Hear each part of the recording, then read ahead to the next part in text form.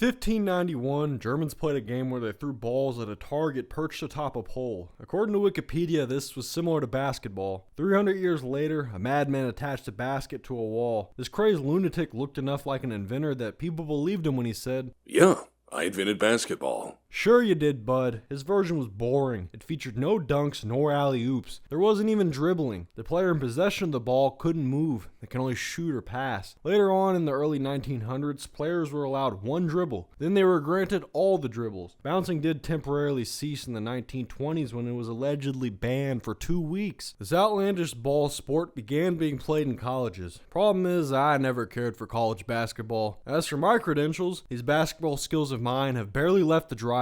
One time I tried to play full court at a park and threw up a recent McDonald's run. The information I'm gonna chuck up comes from watching the professionals and playing more 2K than I care to admit. So let's talk about the NBA. In the 1940s, the league was filled with racially religious white guys, playing their mediocre honky hearts out. Everything was peaceful until Bill Russell was invented. Contrarians may argue disruption was caused by Earl Lloyd, the first black player drafted into the NBA. But obviously, he didn't average over 20 rebounds a game and win 11 championships. But there was no competition back then. Fuck you, Bill Russell won more rings than he had fingers. Next landed Wilt Chamberlain, the king of pussy. During his most renowned game of basketball, he banged 100 bitches on the court, simultaneously. Spectators deemed it the greatest display of sexual prowess they've ever seen. Haters speculate maybe it was just 99, 98 hoes getting plowed since there was no cameras around to prove it. After Wilt came Creamy Pooh Jamar. Cream revealed his talent when this new player's haircut made him so sick to his stomach, he just had to punch this fucking rookie in the face. Also, Creamy held the all-time scoring record for years by spamming a signature move, the skyhook. The 1970s and 80s had tons of pioneers. There was Julius Erving. He introduced flying into the game. Then who could forget other legends such as Jake the Snake Roberts, known for talking that shit. His favorite shit was telling whoever was guarding him exactly which moves he was going to hit them with right before scoring on them. He called it. He said rainbow trainer's lap. And he faded away, hit the shot, and fell into our trainer's lap. And Bird falls in.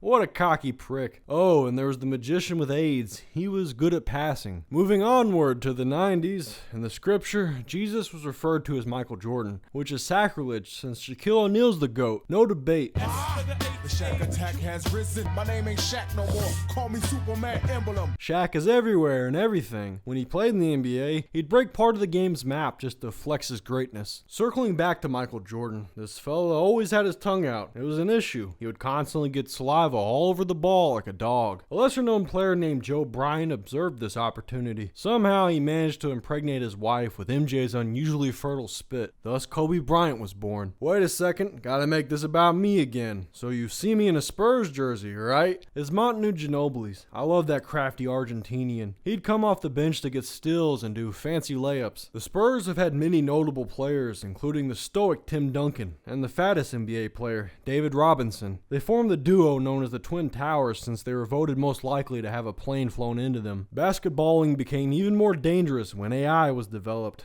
It was labeled a thug and was short for a basketball player. AI eventually gained respect for its skills. The second edition was the Kawhi Leonard model. Glitches were found in its large hands and dialogue options. I'm a fun guy.